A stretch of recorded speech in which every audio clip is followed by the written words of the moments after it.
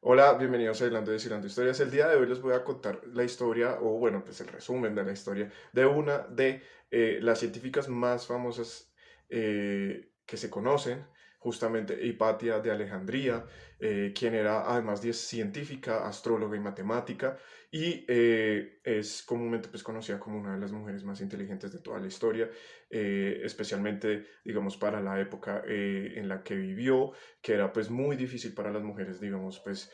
em, ser científicas o ser escritoras o pues ser cualquier una de estas cosas de esta índole.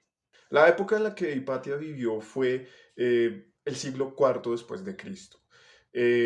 Justamente fue una época muy complicada porque pues estamos ya viendo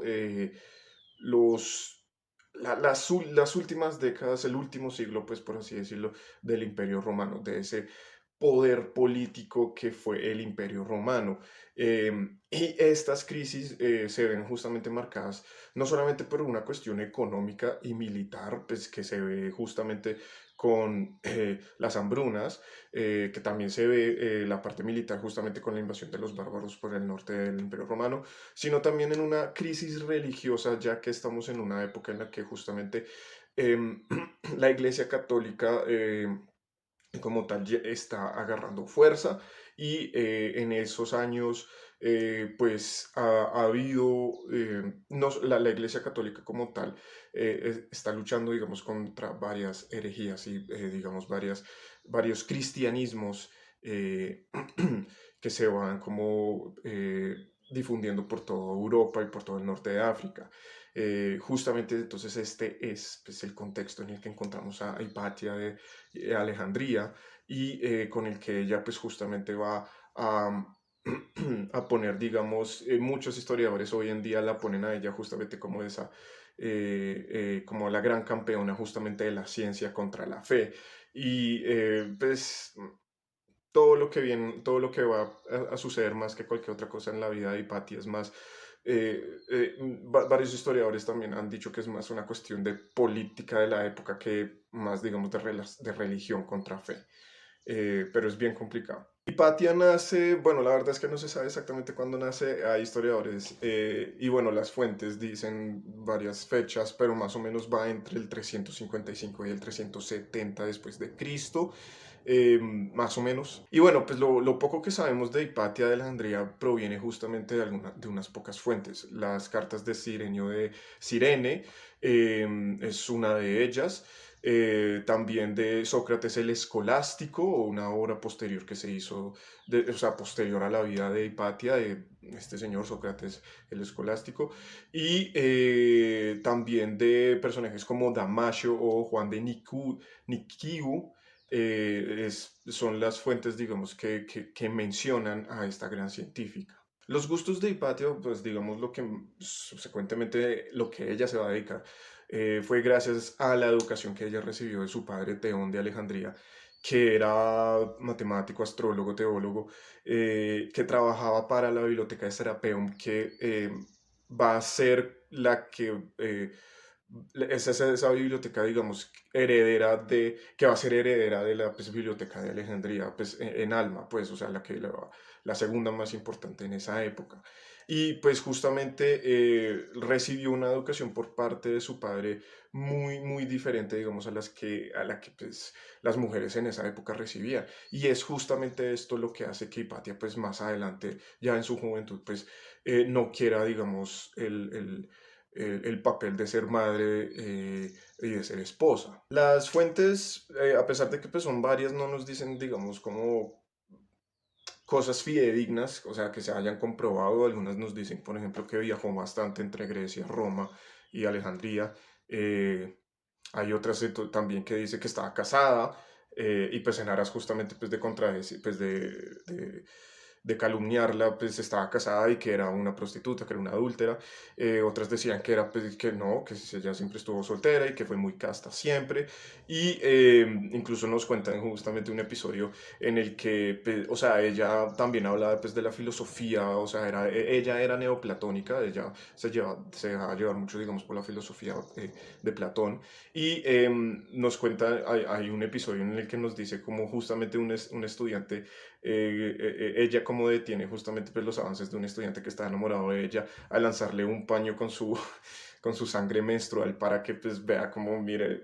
o sea, el amor es asqueroso, o sea, como, no sé, algo así por el estilo, y como para pues detener los avances del estudiante. Justamente acabo de mencionar que pues ella pertenecía, digamos, a la rama del neoplatonismo, ya que pues ella pues, se basó mucho en lo que Plotino escribió. El Plotino es el gran neoplatonismo, está pues de la época, y se especula que ella tenía la cátedra, digamos, de filosofía allá en Alejandría, ya que digamos, pues era aceptada en Alejandría como, digamos, pues una persona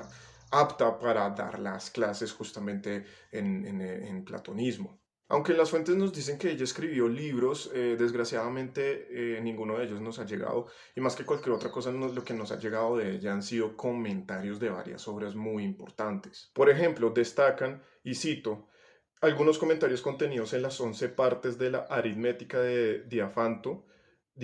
perdón, a través de los que impulsaban nuevos problemas y soluciones, aunque también destaca su aporte a la obra sobre geometría, las cónicas de Apolonio. El más relevante es el que proporcionó en la Sintaxis Matemática de Ptolomeo, que fue el libro más importante sobre matemáticas y astronomía hasta la llegada de Nicolás Copérnico.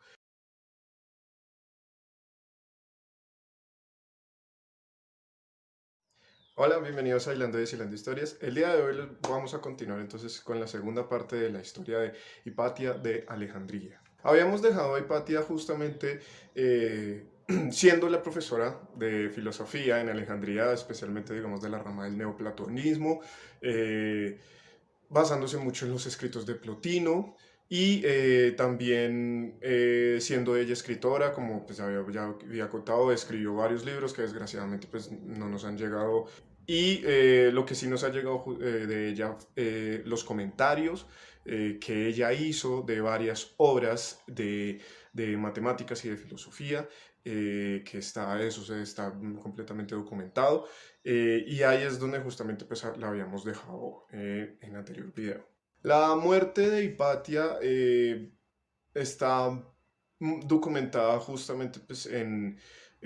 Sócrates, el Escolástico, Damasio y Juan de Nikiu. Y ellos son los que básicamente nos cuentan qué fue lo que sucedió, o sea, cómo llegó la muerte de Hipatia. Había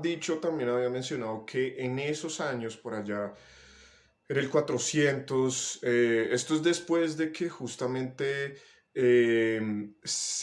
ya la religión cristiana, ya habíamos pasado por el edicto de Milán de Constantino en el 313, en el primer concilio ecuménico de la Iglesia Católica en Nicea, donde se establecen justamente pues, lo de los cuatro evangelios, se establece, digamos, lo que es el culto niceánico, que es justamente lo que hoy llamamos catolicismo.